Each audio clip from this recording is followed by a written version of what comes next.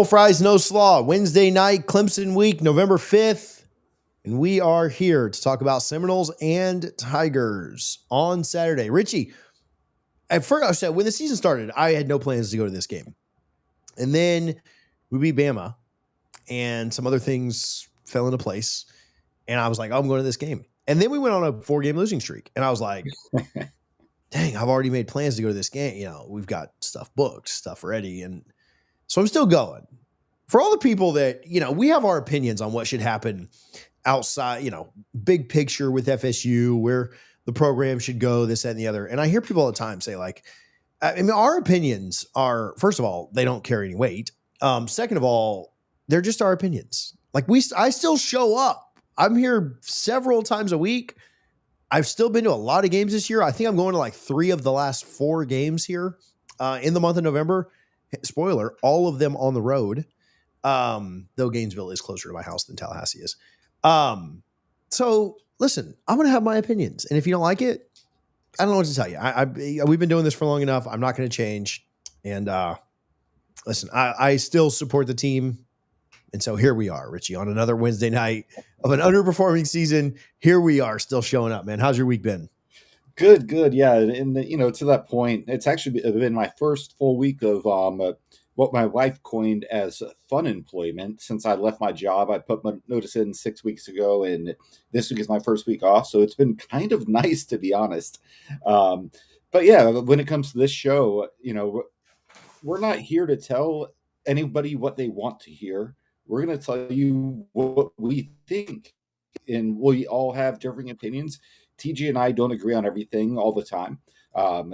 And that's okay. But that's the whole point. We're not just going to, you know, blow sunshines and rainbows up your butts. We're going to be honest with our assessment of how we feel the program is doing.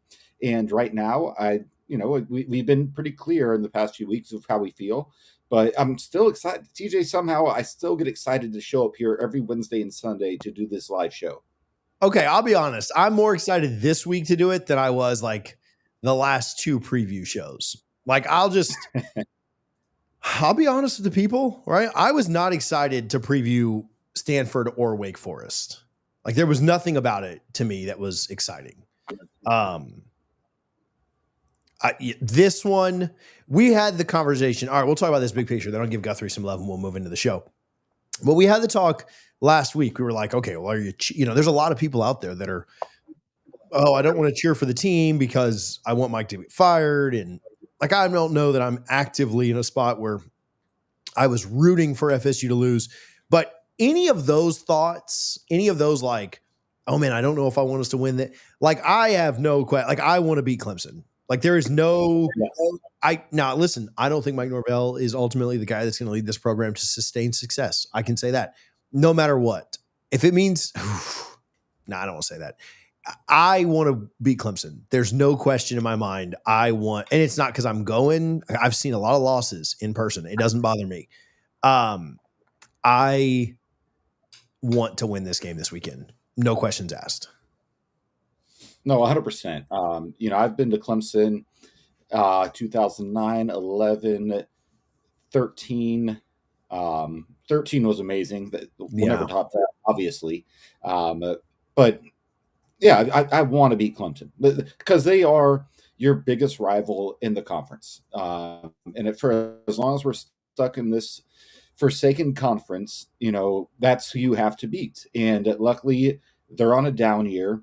It's the perfect year to go up there and, you know, win a game and get some confidence, because ultimately beating a really bad Clemson team is not going to save Mike Norvell's job. So you might as well just enjoy Saturday and enjoy the game and root for your Noles in a tough environment, because their fans will show up. They will show out.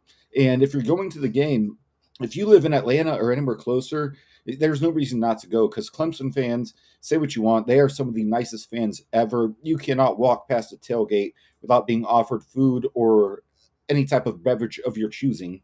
The hospitality there is second to none. Definitely, it's worth going to if you're that close.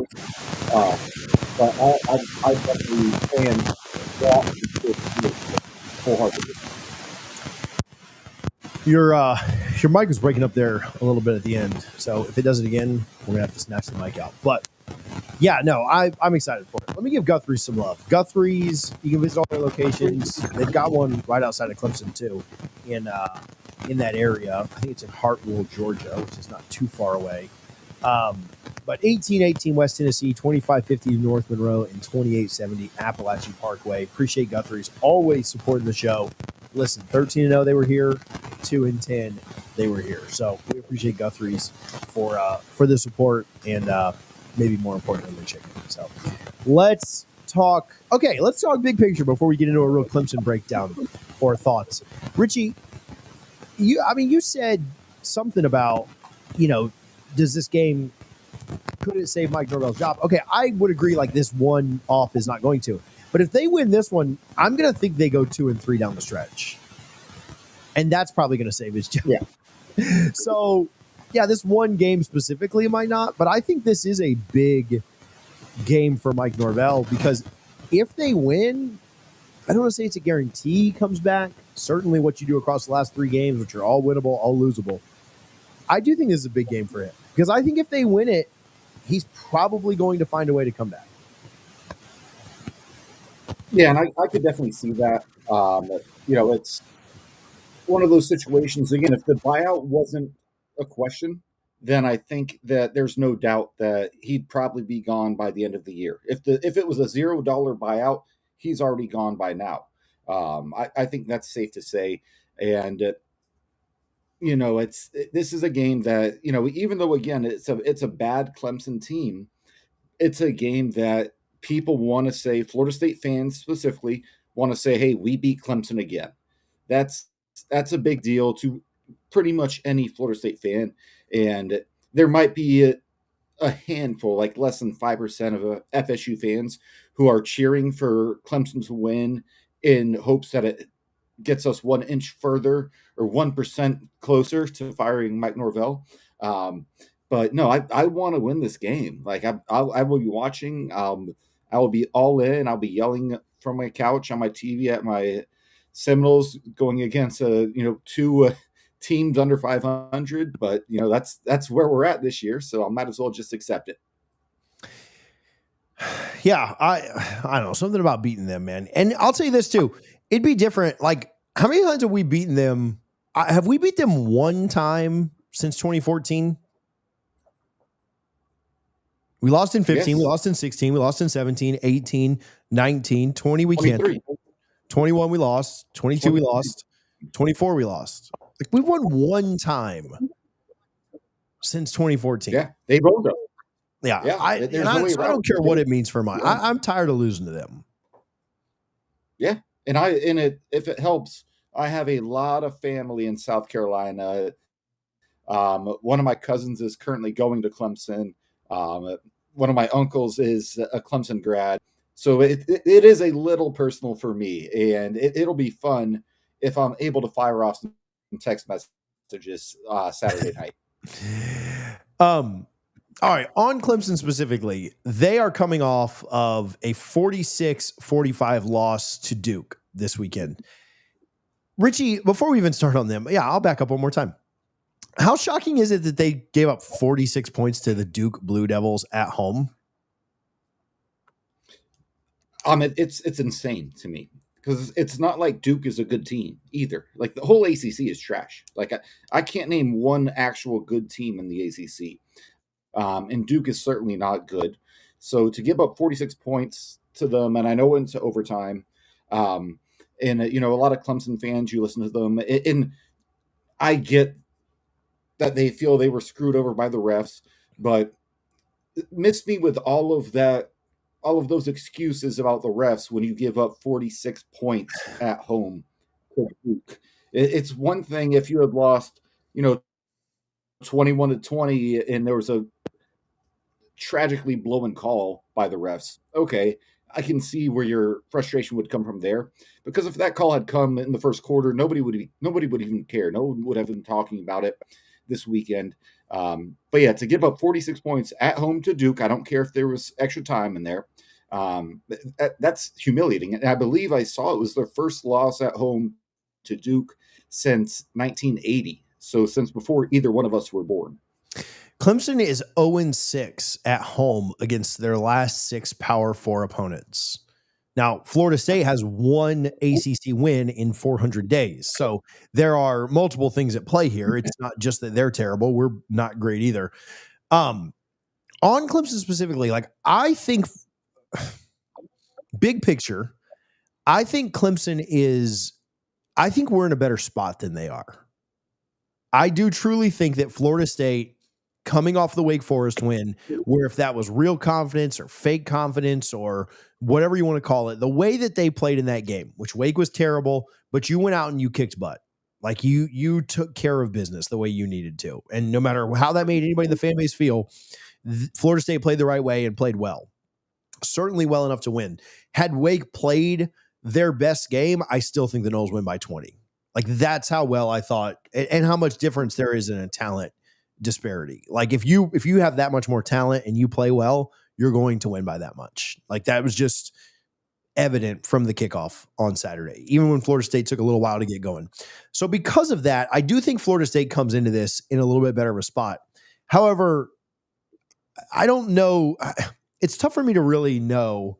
And it's tough really for anybody to know, even if they are super passionate, loyal, diehard Clemson fans. It's tough to know if Clemson just is awful on defense or if there was some quit factor where it was just like, dude, wait, yeah, who cares? But I do think that they will get up for this. Not just if I'm talking Clemson. Like if this was Georgia Tech coming into town, well, that's a rivalry. That's not a good example. If this was Virginia Tech coming into town, if this was Virginia coming to town, if this was Louisville, if this was SMU or maybe even Miami, I think you might catch them and they might be in a lot of trouble. I do think they'll get up for this Florida State game. Listen, their crowd could be toxic towards Dabo. Who knows? But it's a night game in Death Valley. I called it Dead Valley on another show earlier today. But I expect it to be a pretty good atmosphere. And I think it's important for Florida State to start fast because I expect Clemson to be up for this no matter how their season has looked. And they will be. I fully expect them to be up for this game. You know, any of those Carolina schools, you know, they despise Florida State, whether it be Clemson, NC State, Wake, Duke, North Carolina. It doesn't matter. They all hate Florida State because we came into the conference in the 90s and just dominated for really decades, if you want to say it that way. But we went like 40-something games before we even lost an ACC game, and that loss was very debatable. And if there was playoff or if there was review of the play at the time when Warwick Dunn got stopped at the 1 yard line, there's a chance Florida State wins that game, and who knows how much longer it goes on. So there's definitely animosity towards Florida State. We are the redheaded stepchild of the conference. Like, let's make that very clear. There's a reason we want to leave. One, our conference is broke, even though we will be getting some more money now, which is good. But two, what the good old boys in the Carolinas all love their schools. You know, the original ACC. Florida State was just brought in. I don't think they had any idea what they were doing when they brought Florida State in. Great for the conference, not great for the schools in the conference. So I definitely think this team will be up for it. The fan base will be up for it. It's going to be a raucous crowd. I know Clemson's had a horrible year, but their fan base, you know, I link them kind of to Nebraska. They're going to show up and be loud regardless. So it will not be an easy atmosphere to walk into and just expect a win.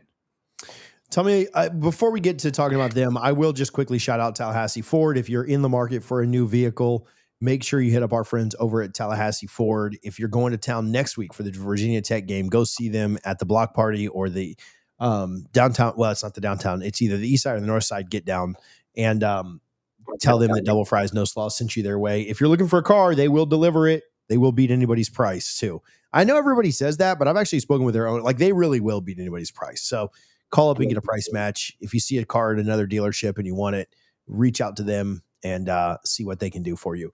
Richie, tell me a little bit about Clemson. Yeah, so just looking at their schedule, obviously they lost the opener to LSU in a close game, 17-10. Not a lot of offense there. They only beat Troy by 9, 27-18. Or 27-16, excuse me. So beat them by 11. Obviously lost to Georgia Tech in a close game. It wasn't really competitive against Syracuse, 34-21. They beat North Carolina, who doesn't beat North Carolina these days. Beat Boston College, and obviously the last 2 weeks they lost to SMU and Duke. So, that's kind of what they've walked into so far. And then, just looking at the player statistics as it pulls up, if it pulls up. Obviously, he's not lived up anywhere near to the hype that he had coming out of high school. Being a 5-star, can't miss prospect, just not very good. And a lot of that, is it coaching or is it something else? We're not sure. What. I don't know. They're just not a good team, TJ, and I think the numbers show that. So Klubnik is completing 67% of his passes, which is not bad at all, but only 8 yards per attempt. That's fairly low. I think Tommy's over 10 right now. They have one running back who has basically twice as many carries as anyone else on the roster, and that's Adam Randall, 101 yards, averaging 5.2 yards a carry.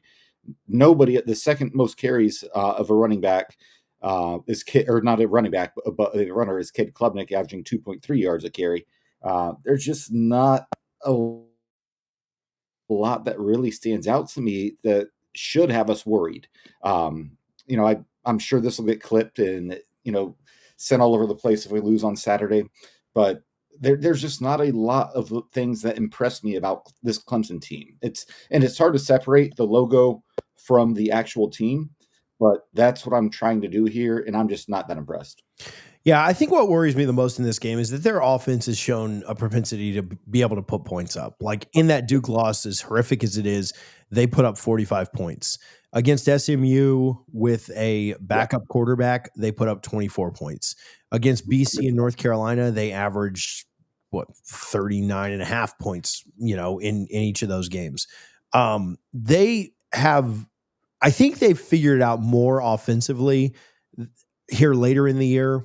And they were obviously pretty bad offensively to start. They had 10 points against LSU, 27 points against Troy, only 21 against Georgia Tech, 21 again against Syracuse, who had a backup quarterback in for part of that game. Not that, that matters much for how good Clemson's offense is. But I do think that their offense worries me some because I'm not a big believer in this FSU defense. I think we all know what the offense is capable of, but I worry about the defense being able to slow them down. I think Cade is capable enough, and he has really good moments.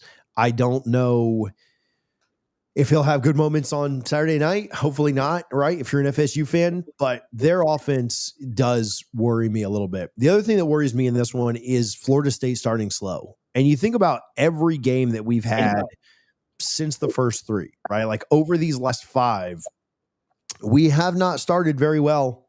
Like you think about the Virginia game, you're down 14-0. You think about the Miami game, you're down 28-3 at one point, right? You took forever to get started in that one. The Pitt game, more even there. It wasn't so much like we started slow. We had a touchdown on our first drive, on our third drive, and then again to end the half, which was kind of that miracle play that we threw up to Landon. But against the Pitt defense that certainly wasn't elite, we took a while to get going. That was probably the fastest we've started since, the FCS schools. And then against Stanford, we started slow. Against Wake, we only had 7 points, 3 or 4 minutes before halftime. If Florida State, this is the whole key to the game to me, Richie. If Florida State starts slow again, they'll be looking up and the score will be 17-3. Not because Clemson's offense is, I wouldn't call it elite, but it's very capable. And I don't love Florida State's defense. Now, they go out and hold Clemson to 17 points on Saturday night. I'll get on here and eat all the crow. Like, that's totally great. I would love for that to get clipped, for me being wrong about that. But their offense is capable enough. They put up 45 points last week, more than we did against a better Wake's got a little bit better of a defense, but a better defensive coach. I worry about how do we break the trend? This is rhetorical. I'm not expecting you to have the answer to it, but how do we break the trend of that? Like, how do we not do that over and over and over again? Because we've done it every game since East Texas A&M, Kent State, I guess was the last time we didn't start slow. Yeah, and I think it's going to be handling the crowd, the environment. It'll be the toughest environment that they will play in all year. And I say that because I think the Swamp is probably a tougher environment, but they may not, their fans may be checked out by that time. I think some of their fans are already checked out. So I think it's going to be interesting to, I agree 100%. You need to get out to a quick start. Just get 3 points on your first drive. I mean, obviously you want a touchdown. You would expect a touchdown on most opening drives, given it's a scripted play that you've been working on all week. And they've probably scouted Clemson and understand what they like to do. But I agree with your sentiment that the defense gives me concern because we know what the score was last week, 42-7 over Wake Forest. Wake just shot themselves in the foot time after time again, and they had a lot of yards that were left on the field. I'll say it that way. If you go back and watch that game, that quarterback just was not any good, and Wake, Florida State was going to win regardless, but that could have easily been a 42-34 type game if they had hit on everything they wanted to. And Clemson definitely has a better offense than Wake Forest does. I don't know what changes with the offense. It's almost like they need to get like the nerves out of their system, and they've just got to. I don't know if Gus just kind of relaxes after a few things go wrong, but man, the way that we are just like destined to go 3 and out to start every game is the most infuriating thing. I will say, I guess he saved some stuff for the Miami game, and we did get right down the field. We ended up having to kick a field goal, which felt like a massive loss. I know you say go out and get 3 points, which, yeah, that's better than a punt. But the way that Miami was able to hold, I think it's because we drove right down the field and got inside the 10-yard line. If we'd have kicked up 48-yard field goal, then maybe it wouldn't have felt like such a loss. But, yeah, I mean, I don't know what – again, I don't know what has to change there, but I'm telling you, I'll be – they start slow again, I'll be leaving at halftime. Like, I'll be trying to get back to the house and enjoy my Saturday night because they'll be down way more than they can come back. There's no like there. I think Clemson's offense can keep scoring in this thing, and so can the defense get a couple of stops? Can they have some fumble luck? Can they force a turnover or two? Yeah, that'd be great. And Clemson's been prone to turnovers this year at times. But if they start slow again, not to belabor the point, I don't need anybody texting me, "Oh, you say that every week." Well, when they fix it, I'll stop saying it. Or there's 3 weeks left after this one, then I won't have to say anymore. But yeah, there's no way they'll win. If they start slow again, if they go down 14-0 and they come back and win, then great. I'm glad to be wrong. But it'll be a long night if they can't figure that out. Our defense worries me, not even in the start. I wonder, I think we'll find out this week. There are a lot of people that have said, oh, well, look how well they played against Wake Forest. I think you're going to see a completely different offense this week up against you. And I don't think Clemson's elite again, but I do think that if that defense really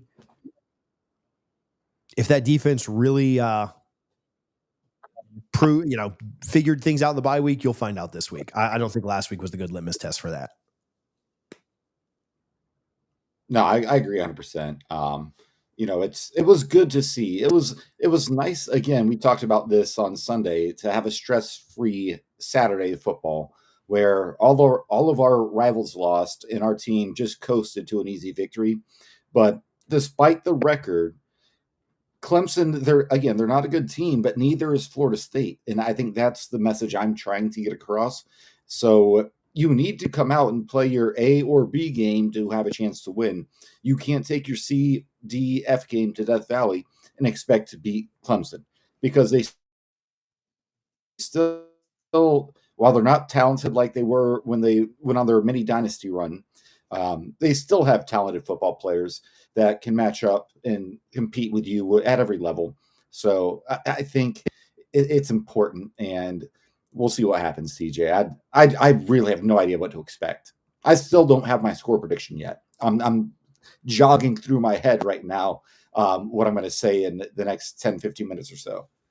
I got a score prediction because I had to do this earlier in the week. But yeah, they've got to play a good game. Tommy's got to be on, and you got to. No, I don't want to say it again. But you can't start slow.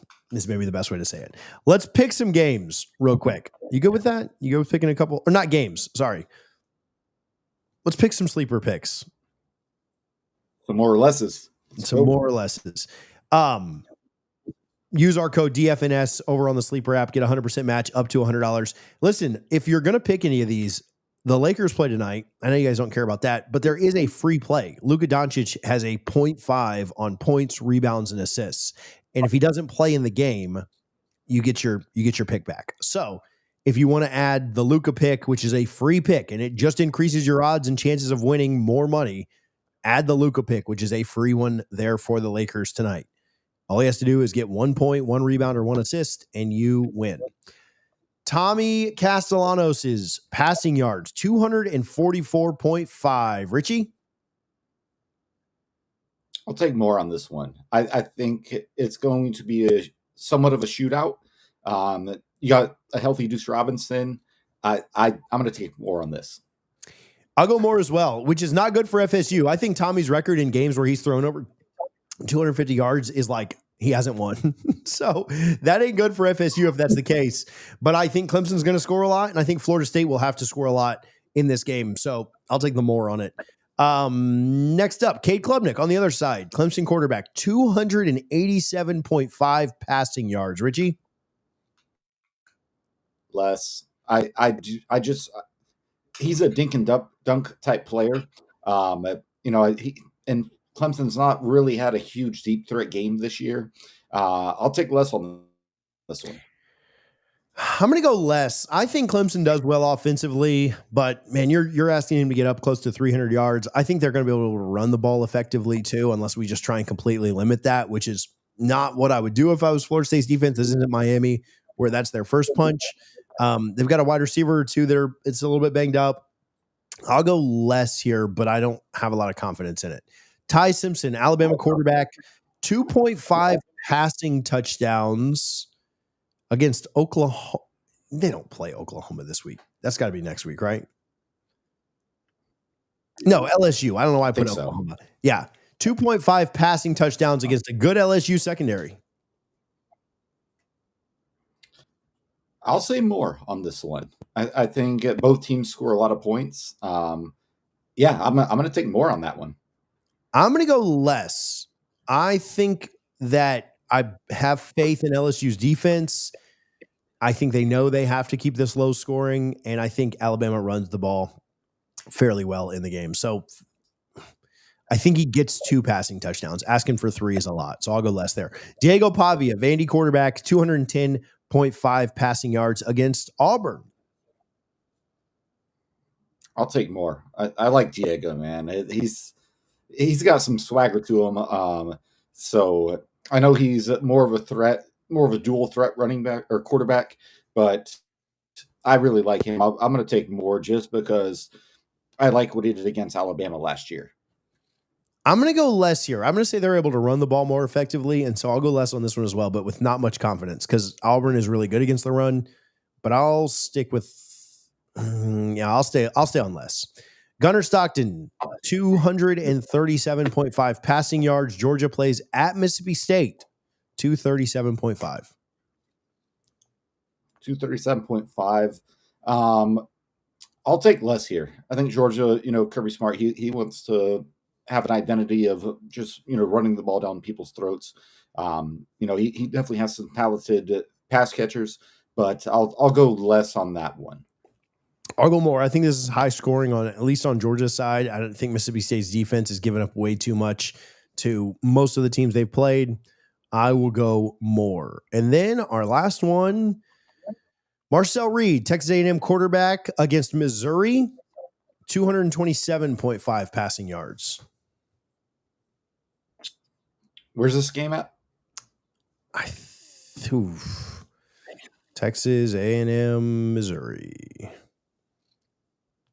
This game is at Missouri.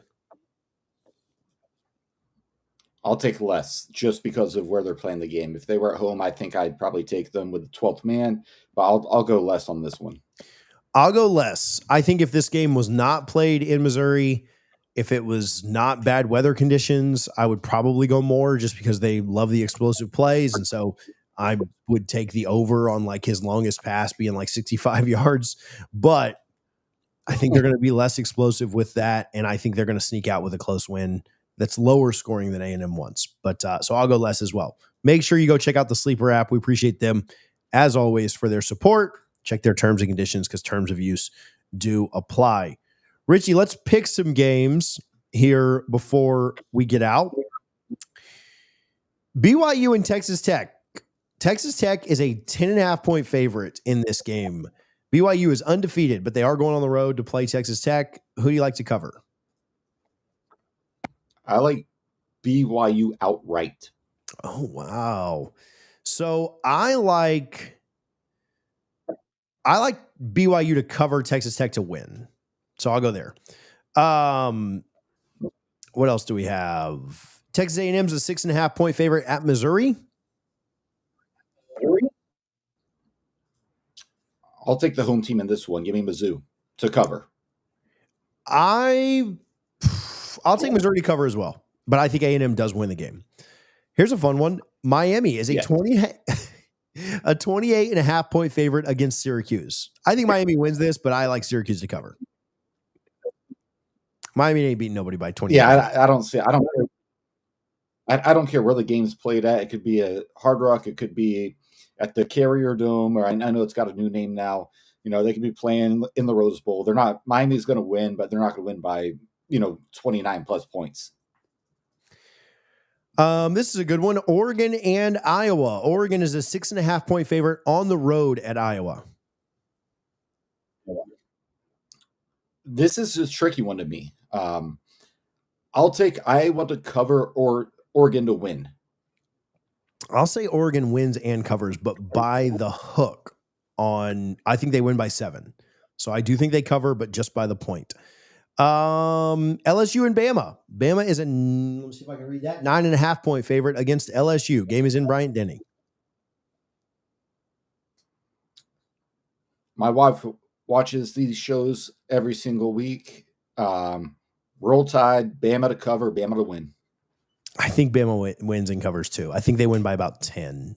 I hope LSU can keep it close. I'd rather see more good games, but excuse me, I don't see it happening. Sorry. Yeah, give me Bama to cover. And I'm not just saying this because we beat them. Bama looks like the best team in the country right now. Either them or Ohio State. Like, obviously, they have the one loss to Florida State. Bama looks like Bama. I'd still take Indiana, looking a little bit better. They've been mowing people down, including a road win at Oregon. But I'd say Bama's in that top 3-ish with A&M. They're kind of split with A&M for me. And then Florida State. Give us a prediction for this one. Florida State's a 2.5-point dog. Like I told you the other day, Pate said that was his best bet or his first early bet of the week was Florida State plus 2.5. You riding with him? So here's my thoughts. You think about in college football, typically they say 3 points is what you get for home field advantage. So this tells me Vegas thinks Florida State is the better football team. I don't think either team is any good, but I do think, you mentioned it, whether it was fake confidence or real confidence against Wake Forest, sometimes fake confidence can turn into real confidence in any walk of life. I do think Florida State goes in. I think they're ready to play. And I know I said the opposite on the Sunday show, but give me Florida State to win this game 34-31. Cover and win. Dude, look at you with the national championship prediction. I think that Florida State, I think my biggest fear is realized. I think they do start a little bit slow. They're able to eventually figure it out. They score a touchdown late to be close, but not close enough. I think they lose 34-27. So I do think that I just think Clemson's too much. I think they'll get up for this game, and I worry about Florida State putting back-to-back good performances together in a row. So give me the Tigers by 7. I do like your fake it until basically what you just said was fake it until you make it. So big fan of that, but Yeah. I don't think it's enough for us to get it done. For anybody that cares, Richie, got any shout outs or anything? I do have something real quick, but go ahead. Nothing today. Just enjoy your Saturday, guys. Remember, we only get 12 guaranteed games a year. Enjoy every one of them. Sounds like more of a goal to have to enjoy. Like only 3 more to go after this is what it sounds like. I am going on a show tonight called the 100 Proof Podcast. I will link that on my social media, where they just drink a bunch and make football bets. They hit like a $2,000 bet last week. Just a crazy parlay. They're really good. Go check that out tonight. I will link it as the first comment on this video, the actual stream. I think I'm going on around 10 Eastern. So if you're not doing anything and you want to see me rant, I might even rant about Norvell on there. But if you want to make some money and you want to hear me rant about Mike because you're in that kind of mood on a Wednesday night, then come check us out on the 100 Proof Podcast. That's my shout out for the night. Appreciate those guys for inviting me on. Looking forward to joining. Richie, we'll be back here Sunday one way or the other. Hey, I think it's an early show on Sunday, so set your alarms. We'll be up at 8 a.m. going live then. If you want to sleep in, you can check out the replay later. But we're getting up early, so get up with us on Sunday, and we will see you guys then. Thank you again to Sleeper, Tallahassee Ford, Guthrie's for all their support. We will talk to you guys soon. Go Noles.